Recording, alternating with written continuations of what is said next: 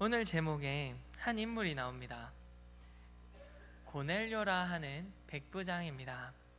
그 고넬료라 하는 백부장이 무엇을 만났을까요? 오늘 기도 중에 천사를 만났다고 합니다. 천사 만난 경우가 그에게 좀 자주 있었을까요? 오늘 본문을 보니 어떤 것 같습니까? 그게 처음인 것 같아요. 깜짝 놀라서 네 주여 라고 합니다. 고넬료의 마음이 어땠을까요? 혹시 지금 저희들이 천사들을 갑자기 만난다면 우리들은 어떨까요? 좀 무서울 수도 있겠죠? 고넬료가 아마 그랬을 것 같습니다. 사람은 무엇을 보나요? 성경에도 사람은 겉모습을 본다 그래요. 저희들은 어떻습니까? 겉모습만 보는 게 아니에요. 말도 잘해야 되고요. 뭔가 막 가진 게 또 있어야 돼요. 우리들이 사람을 평가할 때 그냥 겉모습만 보지도 않고 그것보다 더한 걸 많이 봐요. 어떤 이들은 말 잘하는 사람들도 보고요. 드러나는 능력도, 그리고 직분도, 조건도, 배경도 봅니다. 그런데 하나님께서는 무엇을 보시나요? 우리들의 마음을 보시죠. 하나님께서는 사람의 중심을 봅니다. 그리고 그 중심이 삶으로 나타나는 것을 보십니다. 우리는 종종 이렇게 생각합니다. 믿음은 마음이 있으면 되는 것 아닌가? 혹시 여러분들은 어떻게 생각하세요? 그냥 마음만 있으면 될까요? 하나님을 사랑하는 것은 내 마음의 문제 아닌가? 여러분 어떻게 생각하시나요? 하나님을 사랑할 때 그냥 마음에서 머무나요? 아니요. 하나님을 사랑할 때에 저희들은 마음에서 겉모습으로 드러나요. 고넬료가 그런 삶을 살았습니다. 성경에서는 마음속에만 머물지 않는다고 단언코 말씀하십니다. 그리고 참된 믿음은 반드시 삶으로 드러나게 돼 있다고 말씀을 하시고요. 하나님을 향한 사랑은 반드시 또한 이웃사랑으로 나타나게 되어 있습니다. 기도하는 사람은 결국 순종하는 사람이게 됩니다. 저희 본문에 보면은 순종의 중요한 모습 중에 하나로 나타나는 것이 바로 구제입니다. 구제이고요. 오늘 본문 중에 또 이 고넬료라는 사람이 특별히 구제를 했던 사람인 것 같아요. 성경에도 구제를 했던 사람으로 기록되기까지 이렇게 고넬료는 충분히 사람으로 겉모습만, 사람이 보는 겉모습만 보더라도 훌륭한 사람인 것 같습니다. 그런데 하나님께서도 이를 볼 때 어떠셨나요? 훌륭한 사람이었나 봐요. 마음도 이미 훌륭한 사람으로 보고 계셨나 봐요. 그런데 여러분들 아시다시피 고넬료가 어떤 사람일까요? 이스라엘 백성이었나요? 아니요. 고넬료는 이방 사람이었습니다. 이방 사람들을 이스라엘 백성들은 어떻게 봤나요? 사람 취급 안 했어요. 예배 드리는 사람으로 안 쳤어요. 예배 드릴 수 있는 조건이 된다 안 된다? 안 되는 사람으로 봤단 말이에요. 같은 예배를 드리는데 이방 사람들이 드리는 자리가 있고요, 이스라엘 백성들, 유대인들이 드리는 자리가 있어요. 섞일 수가 없었어요. 왜 그렇게 생각했을까요? 우리들은 선택받았다 이거예요. 이스라엘 백성들이 드리는 예배 자리는 선택받은 예배 자리다 이렇게 얘기를 해요. 그런데 하나님께서는 뭐라 그래요? 아니라 그래요. 그들의 예배도 받으시겠다는 거예요. 자, 고넬료의 예배가 어땠습니까? 우리들은 성경의 이 부분만 보고 고넬료의 예배를 어떻게 판단할지 고민이 된단 말이에요. 자, 하나님께서는 그냥 그 기도만 받지 않으세요. 그 예배만 받지 않으세요. 그럼 무엇도 받나요? 그가 삶 중에 나오는 하나님을 향한 마음을 보신단 말이에요. 자, 고넬료가 단순히 기도만 했던 사람이라면 특별히 오늘 성경에 추천되는 사람으로 보여지지 않았을 겁니다. 그는 기도하는 사람이었고 동시에 구제도 하는 사람이었습니다. 그리고 하나님의 말씀에 순종하는 사람으로 드러난다는 것입니다. 그가 어떤 사람이라고요? 이방인인데도 불구하고 하나님의 말씀에 순종하는 사람으로 본문 말씀에 드러난단 말이에요. 오늘 말씀을 통해 여러분들에게 세 가지를 알려드리고자 합니다. 뭐냐면 고넬료는 어떤 사람인가, 또 기도와 구제는 어떻게 연결되는가, 또 구제는 왜 또 다른 순종의 행위인가입니다. 오늘 이 말씀을 통해 우리의 신앙이 말뿐이 아니라 하나님 앞에서 기도하며 사람 앞에서 사랑을 실천하는 신앙이 되기를 주님의 이름으로 축복합니다. 본문 1절은 이렇게 시작합니다. 가이사랴에 고넬료라 하는 사람이 있으니 이달리아 부대라 하는 군대의 백부장이라. 고넬료는 백부장이었습니다. 백부장은 무슨 일을 하는 사람인가요? 100명을 거느린 사람이라는 것이에요. 백부장은 로마 군대에서 약 100명 정도의 병사를 지휘하는 책임이 있는 장교의 자리입니다. 즉 그는 평범한 사람이 아니라는 것이에요. 로마 시민권으로서 권력을 가지고 있는 자라는 거예요. 자, 그러면 그 질서와 통솔력, 책임감과 권한을 가진 사람으로서 하나님을 섬기는 예배자의 자리를 가지는 것이 얼마나 힘든 것이었을까요? 하나님께 약속의 백성으로서 직접 속한 사람으로 보이진 않아 보입니다. 당시 유대인의 시선으로 보면 고넬료는 멀리 있는 사람, 그리고 경계 밖에 있는 사람처럼 보였을 겁니다. 그런데 하나님은 고넬료를 주목하셨습니다.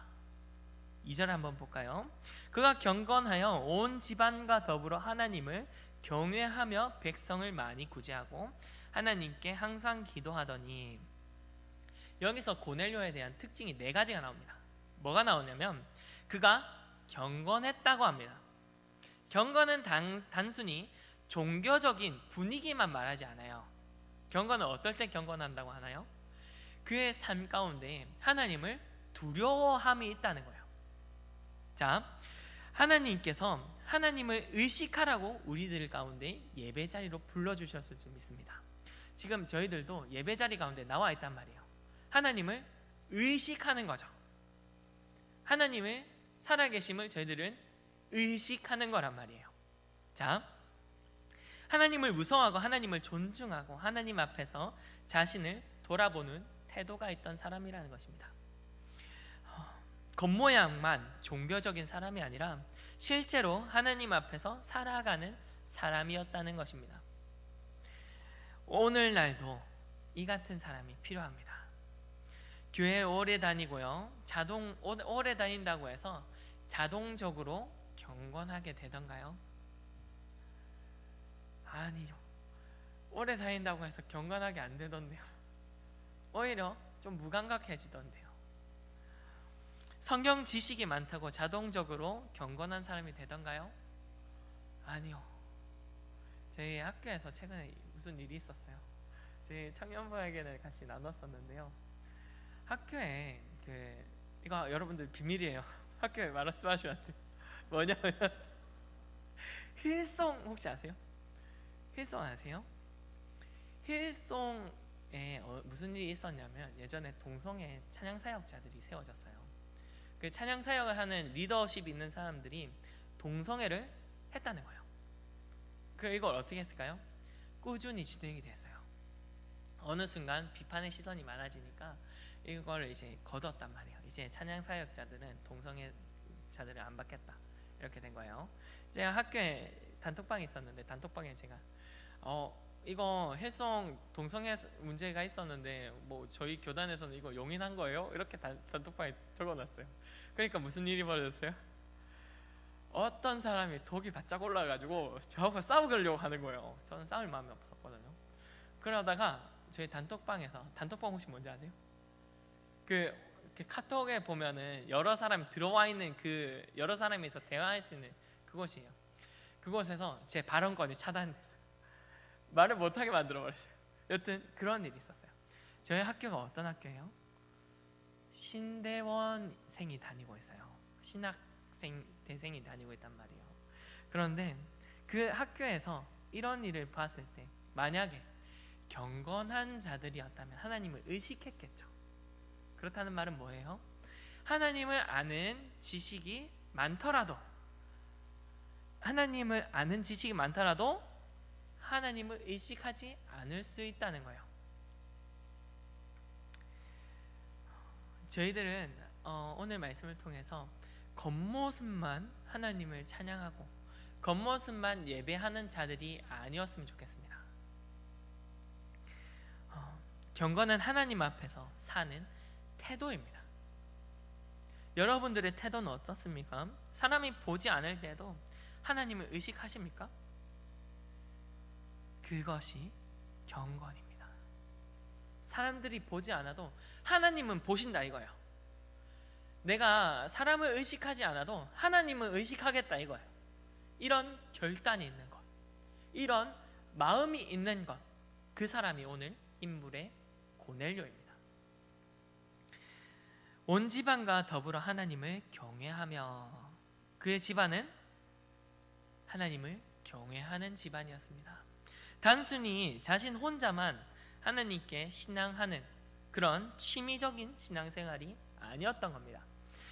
그의 신앙은 가정 안에서 영향력을 미쳤습니다. 자기만 하나님을 찾은 것이 아니라 집안 전체가 하나님을 경외하는 방향으로 이끄는 사람이었습니다. 진짜 신앙은 주변의 흔적을 하나씩 남깁니다. 내가 하나님을 경외한다면 내 말투가 달라지고 내 선택이 달라지고 우리 가정의 분위기가 달라집니다. 여기서 말투라는 것은 제가 지금 사투리를 쓰고 있죠. 이런 말투가 아닙니다. 사투리 쓴다는 말이 아니고요, 표준어 써야 된다는 말이 아니에요. 뭐냐 하면 내가 이 사람을 사랑하는 언어로서 드러난다는 거예요. 이 사람을 걱정하는 언어로서 드러난다는 거예요.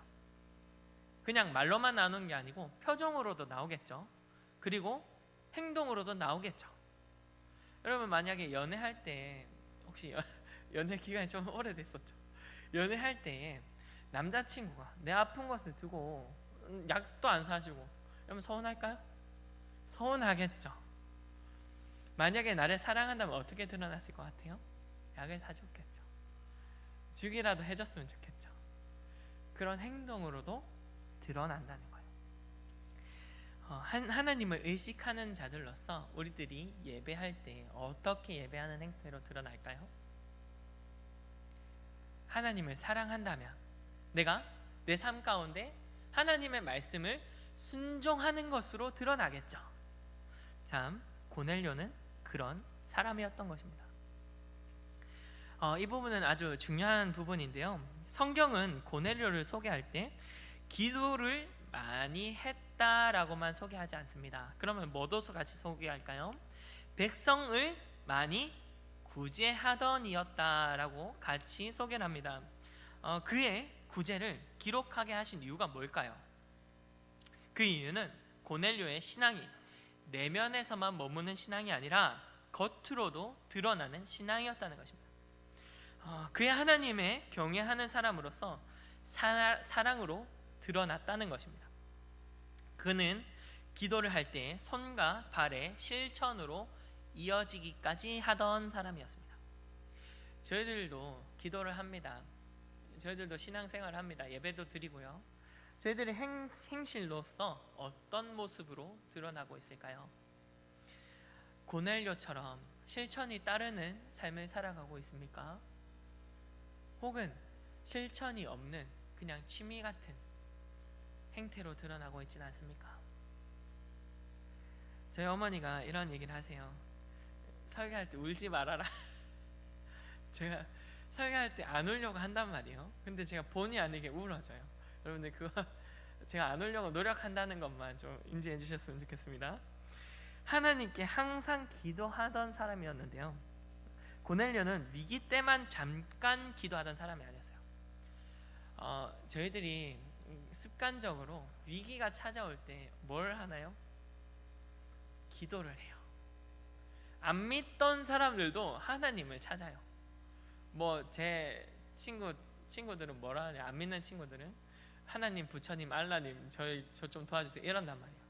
안 믿는 사람들도 자신의 범주 밖에 있는 자신의 힘에 범주 밖에 있는 일을 당할 때 하나님을 찾아요. 그럼 우리는요? 우리들도 찾아요. 하나님을 찾을 때 그냥 평소에는 어떻게 찾았었는지 한번 고민해 보시기 바랍니다. 꼭 어려움이 닥치지 않더라도 기도하는 삶을 가지고 있어야 됩니다. 당장 앞에 어려움이 닥쳤을 때 이를 모면하기 위한 기도를 하는 사람들은 고넬료와 같은 은혜를 받을 수가 없습니다. 계속해서 보겠습니다. 그는 항상 기도했습니다. 기도가 습관이 있었고 삶의 방향이 되었습니다. 신앙이 깊은 사람의 특징은 한 번 뜨겁게 반응하는 것이 아니라 꾸준히 뜨거움을 간직하려고 노력하는 입니다. 약간 저희 아궁이에 불 뗄 때 온도가 좀 내려갔다 싶으면 뭘 확인하나요? 장작이 있는지를 확인하죠. 안에 숯이 들어가 있나? 그리고 부족하다면 그것을 넣겠죠. 지금 우리들의 기도 생활도 그와 같습니다. 약간 뜨거움이 유지되기 위해선 약간의 우리의 관심이 필요합니다. 무슨 관심이요? 고넬료처럼 기도하는 관심이 필요하다는 거예요. 하나님께서는 우리로 하여금 항상 기도하라라고 하세요. 힘들 때만 기도하라고 안 하세요. 어려울 때만 기도하라고 안 하신단 말이에요. 그냥 기쁠 때든지 힘든 상황이 없을 때든지 항상 기도하시라 이거예요. 여러분들 어떠세요? 항상 기도하시나요? 특별히 고넬료는 로마 사람이었단 말이에요. 그런데 하나님께서 살아계신 것과 하나님이 자기 자신을 사랑하시는 것을 어떻게 알았을까요? 고넬료는 바쁜 사람이었습니다. 사회적 지위도 있던 사람이었고요. 그런데 그는 기도했다는 것입니다. 우리에게 교훈이 있기를 바랍니다. 고넬료는 바빠서 기도 못하는 사람이 아니었어요. 기도를 우선순위에 두던 사람이었습니다. 우리들은 어때야 될까요? 이스라엘 백성들이 이방인을 바라볼 때 이방인들을 어떻게 정의를 하냐면 교회 다니지 않는 사람으로 정해요. 신앙생활이 우리만큼 정통적이 없다. 제가 어제 차 안에서 이런 얘기를 해요. 제가 잡담을 좀 많이 하나요? 제가 어제 차 안에서 이런 얘기를 했어요. 제 여자친구가 해외 외국 사람이다 보니까 부모님에게 외국 사람을 이제 소개시켜 주는 거, 이거를 어떻게 생각하시냐. 그러니까 안 된대. 그거 삐래. 그러니까 저희 어머니는 뭐라요? 어머니도 삐래. 근데 저희 어머니가 나중에는 한번 만나보시고 마음이 좀 바뀌셨어요. 여튼 사랑입니다. 죄송합니다. 정통이 있는 것이 문화에서도 드러납니다. 하나님을 알고 신앙생활했던 그 경력들이 있다는 거예요. 신앙생활했던 사람들 그리고 신앙생활이 없던 사람들을 보았을 때 분명히 기준이 될 거예요. 기준점으로 작용이 될 겁니다. 부모님 세대가 믿는 사람이었다면 그의 신앙이 어느 정도 검증이 되겠죠. 부모님이 믿지 않는 이방인이라 치면 어떨까요? 똑같이 조금 기준이 점수가 낮겠죠. 그와 같단 말이에요. 이방인을 바라볼 때 이런 신앙의 기준을 두고 바라보게 된다는 거예요. 근데 고넬료는 오히려 그들보다 더 하나님을 기도하는 사람이었어요. 권세 있는 사람이었지만 하나님 앞에서는 무릎을 꿇는 사람이었다는 것입니다. 사람 앞에서는 명령하는 자였지만 하나님 앞에서는 듣는 사람이었다는 것입니다. 여러분들에게 상기코자 하는 내용이 있습니다. 무엇이냐면 4절 천사가 고넬료에게 이렇게 말합니다. 뭐라 그러냐면 내 기도와 구제가 하나님 앞에 상달되어 기억하신 바가 되었으니. 이 말씀이 조금 놀랍죠. 하나님은 고넬료의 기도만 보신 게 아닌 겁니다. 또 뭘 봤을까요? 구제를 보셨다는 거예요. 기도와 구제를 함께 보셨습니다. 여기서 우리는 매우 중요한 진리를 배워야 합니다. 뭐냐면 하나님은 기도와 삶을 따로 떼어보지 않으신다는 겁니다. 우리는 종종 신앙을 분리하고자 하는 마음을 갖게 됩니다. 뭐냐면 기도는 영적인 일이고 구제는 현실적인 일이고 예배는 하나님께 드리는 일이고 나눔은 사람에게 하는 일. 성경은 어떻게 말할까요? 이걸 나누나요? 아니요, 나누지 않아요. 하나님께 드리는 기도와 이웃에게 베푸는 사랑은 분리되지 않는다고 말합니다. 왜냐하면 하나님을 사랑하는 것과 이웃 사랑은 하나의 계명이기 때문입니다. 왜 제가 하나의 계명이라고 할까요? 마태복음 22장 37절 39절에 보면 제가 읽어드릴 거예요. 내 마음을 다하고 목숨을 다하고 뜻을 다하여 주 너의 하나님을 사랑하라 하셨으니 이것이 크고 첫째 되는 계명이요 둘째도 그와 같으니. 뭡니까? 내 이웃을 내 자신과 같이 사랑하라 하셨으니 이 말씀인 거예요. 그와 같다라고 말씀하세요. 분리시킵니까? 아니요, 그와 같다라고 합니다. 그리고 예수님께서는 뭐라고 그러세요? 낮은 자에게 한 것이 내게 한 것이다 라고 하세요. 첫째 계명과 둘째 계명은 분리된 것이 아닙니다. 둘째도 그와 같다고 하시고요, 하나님을 사랑하는 사람은 이웃을 사랑하게 됩니다. 그러므로 기도는 하나님을 사랑하는 사랑의 표현이고 구제는 이웃 사랑을 실천하는 표현인 것입니다. 둘은 따로 가는 것이 아니고 함께 이루어져 가는 것입니다. 하나님 앞에 오래 머문 사람은 자기만 생각하기가 어렵습니다. 왜냐하면 기도는 내 중심에서 하나님 중심으로 옮겨가게 하게끔 하는 것이기 때문입니다. 기도하면서 내가 내 욕심을 구하게 되나요?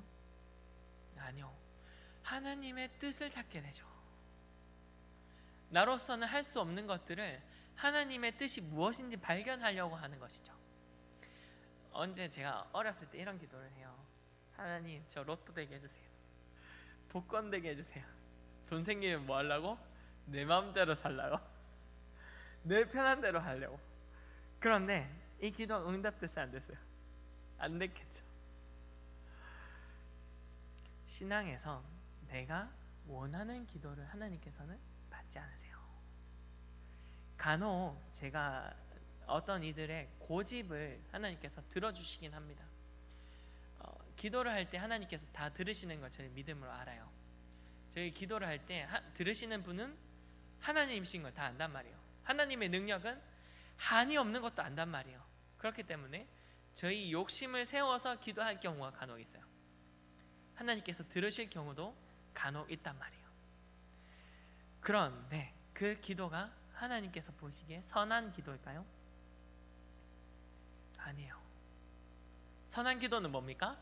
내가 내 자아를 내던지고 하나님의 뜻을 구하는 기도가 하나님께서 선하게 보시는 기도라는 것입니다. 예수님께서 그렇게 기도하셨죠. 이 잔을 내게서 옮기시어 주시라. 그런데 내 뜻대로 하지 마시라. 예수님께서도 그렇게 기도하셨어요. 우리들도 이런 기도가 필요합니다. 내가 우선순위에서 하나님이 우선순위가 되는 그런 기도가 여러분들의 삶 속에서 드러나시길 바랍니다. 그는 하나님 앞에 무릎을 꿇었고 사람 앞에서는 손을 펼쳤습니다. 기도는 입술로만 하는 것이 아닙니다. 기도는 삶의 방향을 바꾸는 것입니다. 기도는 하나님의 뜻에 나를 맞추는 것입니다. 본문에서 천사는 내 구제가 하나님 앞에 상달되었다고 말합니다. 구제가 어떤 방향이었기에? 하나님을 향한 방향이었기에. 이웃을 향한 방향이었나요? 그것도 맞아요. 그런데 하나님께서 보시기에는 어떤 방향이었나요? 나를 사랑하는 마음이 그 행동으로 드러나는 것을 보신다는 것입니다. 기도만 하나님께 올려드리는 행위가 아니라는 것입니다. 이 말은 구제가 단순한 인간적 호의가 아니라는 뜻입니다. 구제는 하나님 앞에서 드려지는 것입니다. 즉 구제는 사람만 보는 행위가 아니라 이웃을 보는 행위로서 작용이 될 때가 된다는 것입니다. 믿음의 행위라는 것이죠. 우리가 누군가를 돕는 일은 단순히 좋은 이미지를 만들려고 하는 것이 아닙니다. 아까 전에 먼저 말씀드리기를 우리는 겉모습을 봅니다. 하나님께서는 내면을 보시죠. 우리들이 겉모습을 돋보이기 위해서 구제하는 경우가 간혹 있어요. 하나님께서는 이것을 선하게 보지 않으십니다. 왼손이 하는 일을 오른손이 모르게 하라고 하시거든요. 반대인가요? 오른손이 하는 일을 왼손이 모르게 하라고 하셨나요? 지금 좀 헷갈리네요. 여튼 하나님께서는 사람에게 보이게 하라고 하지 않으세요. 하나님을 사랑하는 이들은 그냥 드러나게 돼 있어요. 그리고 하나님을 관심하고 하나님을 의식하게 되는 것이죠. 잠언 19장 17절은 이렇게 말합니다. 가난한 자를 불쌍히 여기는 것은 여호와께 꾸어드리는 것이니 그의 선행을 그에게 갚아주시리라. 선행이 뭐라고요? 하나님께 꾸어드는, 하나님께 빌려드리는 거. 왜 하나님께서 우리한테 왜 빌리세요? 빌릴 이유가 하나도 없어요. 복 주시려고. 우리에게 뭔가 부족해서 빌리시나요?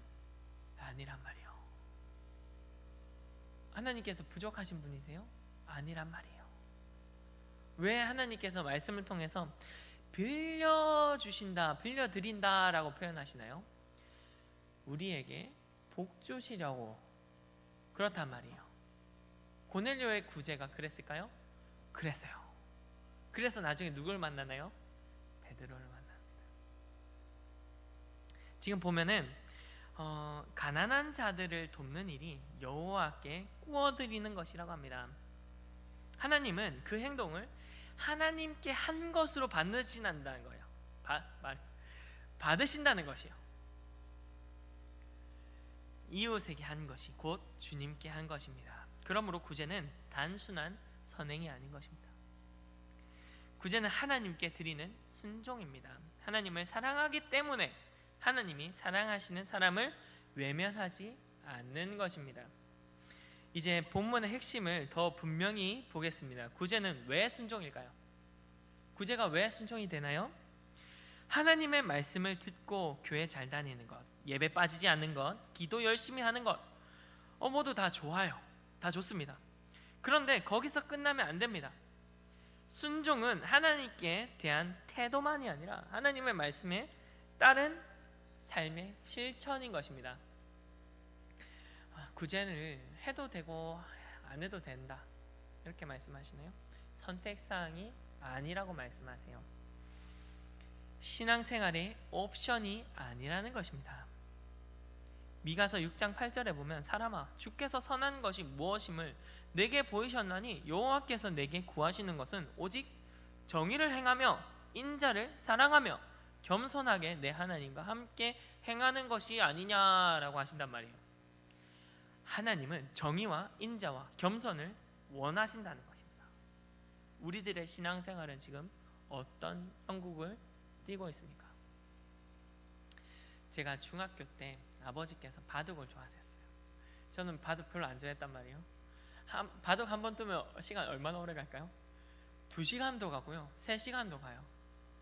근데 아버지가 좋아하시니까 저는 아버지 말 순종한 의미로 앉아 있었단 말이에요. 아버지가 좋아하시니까 하는데 그 바둑 안에서 어떤 모습인지 조금씩 드러나요. 누가 이기는지 조금씩 드러나요. 여러분들의 세대는 이창호 혹시 기억하시나요?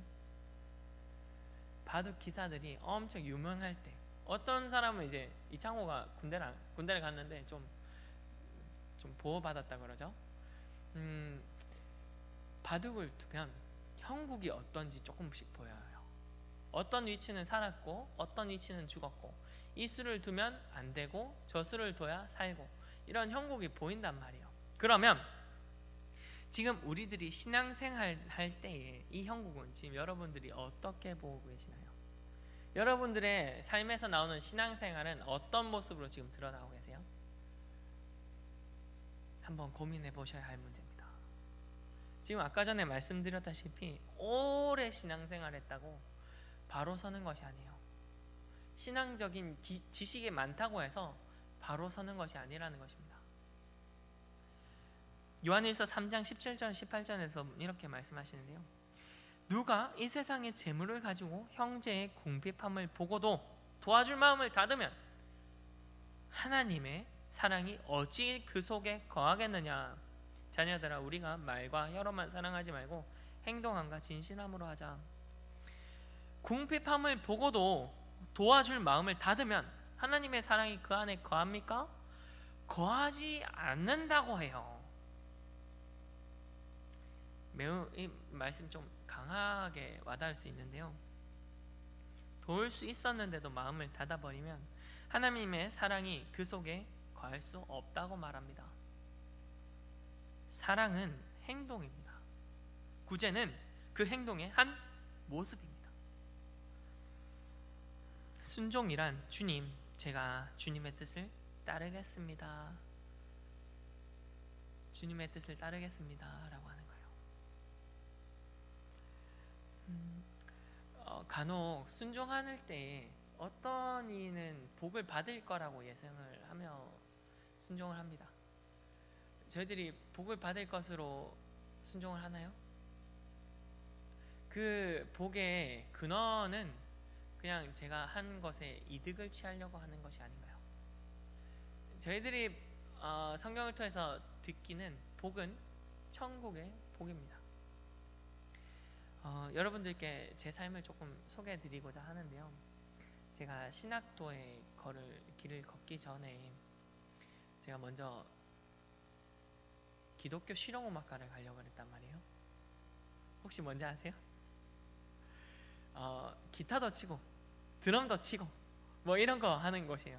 근데 기독교가 앞에 붙었으니까 뭐 하는 곳이에요? 찬양 사역하는 곳이란 말이에요. 자, 그 곳에 제가 가려고 했어요. 그런데 제가 어딜 가야 할지, 제 자리가 어딘지 깨닫게 하시는 사건이 하나가 있었습니다.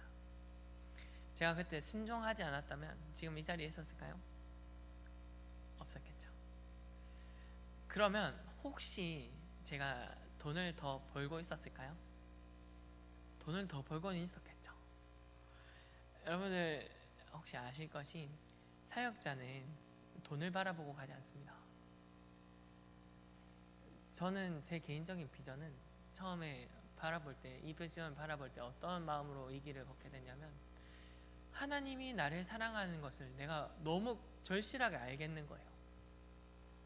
그분이 나를 사랑하시는 것을 제가 너무 알겠는 거예요. 그리고 제가 어떤 때에 있었든지 제 과거에 있었던 모든 일 가운데 하나님께서 함께 하셨다는 것을 분명히 알겠는 거예요. 그러니까 제가 신학과의 길을 갈 수밖에 없게 된 거죠. 그 길을 선택하게 됐어요. 그 뒤로 좀 평안했을까요? 순종했잖아요. 평안했을까요? 조금 힘들었어요. 제가 학교 다닐 때 그 책 살 돈이 없어가지고 제가 밥을 굶었어요. 저희 집이 좀 형편이 넉넉한 편이 아니라서 좀 힘들게 생활을 했는데, 옷이 좀 적었어요. 농구복 같은 옷 입고 3벌 있어요. 3벌 옷 갈아입을 옷이 3벌로 이제 학교에서 지내는데, 이제 왔다 갔다 하는 차비를 좀 아껴보자 이래서 동아리 방에서 자요. 동아리 방에서 자면 좀 차비가 아껴지겠죠. 그러면서 이제 또 옷을 갈아입어야 될 거 아니에요. 이제 3벌 있다 그랬어요. 농구를 하면 옷을 갈아입어야 되겠죠. 빨래를 해야 된단 말이에요. 그럼 저는 어떻게 해요? 손빨래를 해요. 학교에서. 자, 그러면은 이렇게 생활을 하면 뭔가 좀 좋아 보이세요? 세상 사람들은 이것을 거지 같다 그래요. 돈 없이 생활한다 이거예요.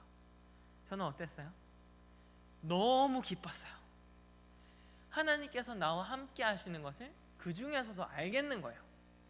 내가 이런 생활함에도 불구하고 하나님이 나를 사랑하시는 것을 저는 분명하게 알겠는 거예요. 언제 한번 학교에서 저를 이제 구제 금이 좀 있었나 봐요. 지금 오늘 말씀을 정하게 된 이제 원인이기도 한데, 학교 다닐 때 제가 굶고 다녔다고 말씀드렸어요. 저희 선배님들은 저를 사랑했단 말이에요. 제가 또 별났어요. 학교 다니면서. 지금 아까 말씀드렸다시피 단톡방에서도 저 할 말 다 하는 사람이었단 말이에요. 할 말 다 하는 사람이었단 말이에요. 그런데 제가 학부생 때는 어땠을까요? 더 했어요. 더 했어요. 부딪히는 거를 꺼려하지 않았어요. 언제 한 번은 교무실에 그러니까 저희 교수님 방에도 불려가고요. 언제 한 번은 선배님들이 불러요. 그럼 가요. 그럼 혼나요. 그런데도 제가 마음에 하나님을 향한 사랑과 이웃 사랑이 있었단 말이에요. 내용이 좀 산으로 가는 경향이 있는 것 같은데 이건 포함이 되는 내용입니다. 형들이 저를 알겠죠. 제가 어떤 삶을 살고 있는지 안단 말이에요. 그러니까 식권을 뭉텅이로 줘요.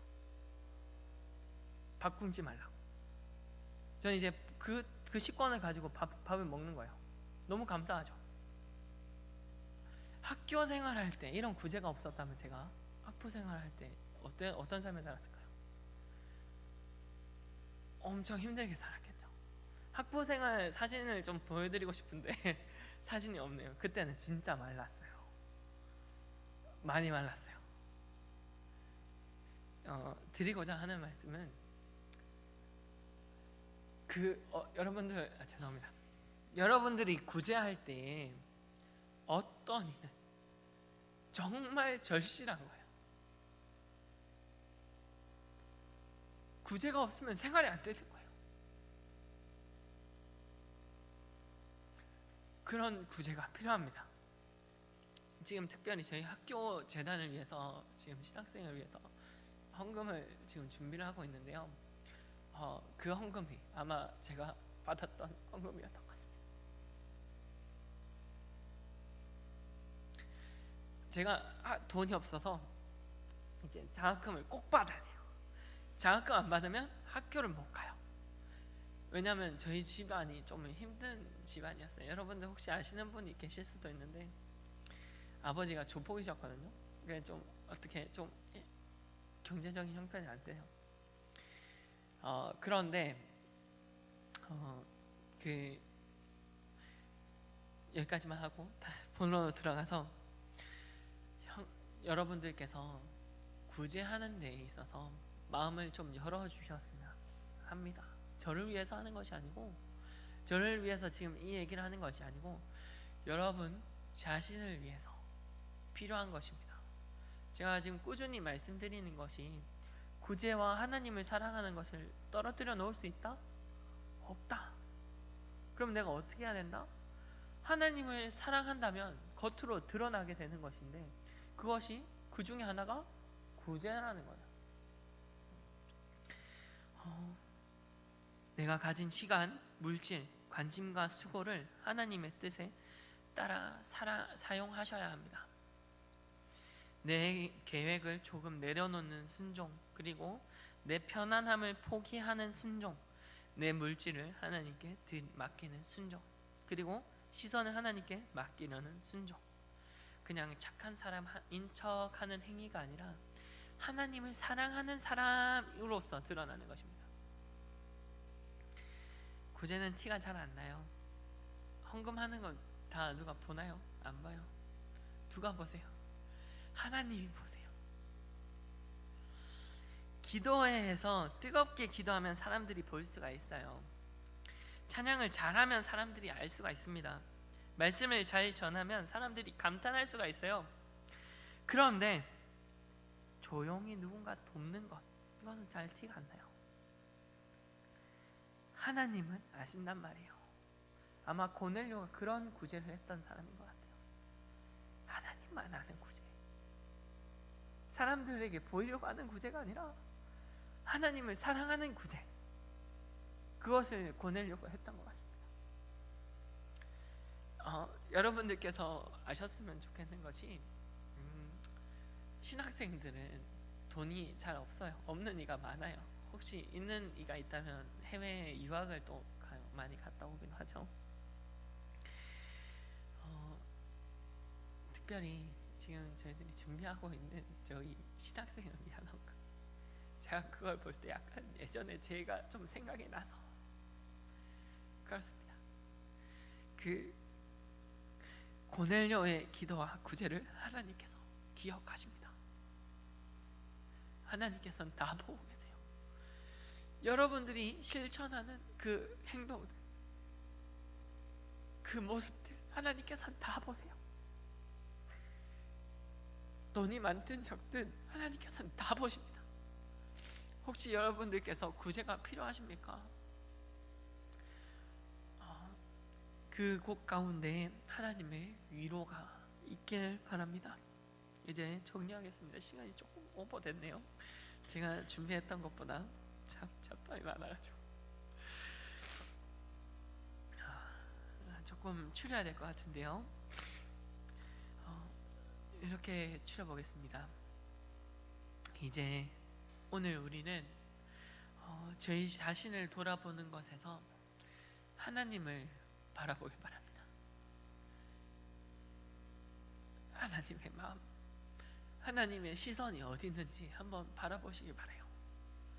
내가 바라보고자 하는 부분을 보는 것이 아니고 하나님이 우리로 하여금 어딜 바라보길 원하시는지를 보셨으면 좋겠어요. 이렇게 되기 위해서는 저희의 자아와 저희의 생각이 조금 배제가 돼야 됩니다. 어떨 때는 경제적인 도움뿐만 아니고 그냥 외로운 사람의 이야기를 들어주는 것, 그리고 아픈 사람을 찾아가는 것, 그리고 도움이 필요한 사람 곁에 시간을 내어주는 것, 이것도 구제로서 작용합니다. 여러분들의 마음이 하나님에게 향해 있다면 이런 식으로도 구제의 방향이 드러나게 된다는 것입니다. 괜찮아? 힘들지? 내가 같이 기도할게. 같이 가줄까? 이런 대화들이 한마디 한마디가 누군가에겐 큰 구제가 된다는 것입니다. 본문에서 가장 마음에 남는 표현은 바로 이것입니다. 뭐냐면 내 기도와 구제가 하나님 앞에 상달되어 기억하신 바가 되었으니 남들은 못 봐요. 남들은 몰라요. 그런데 하나님은 아신다는 거예요.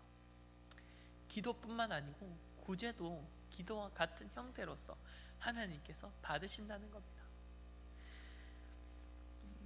여러분들께서 하시는 이런 헌신과 구제의 모든 형태들이 하나님께서 받으신다니 얼마나 놀랍습니까?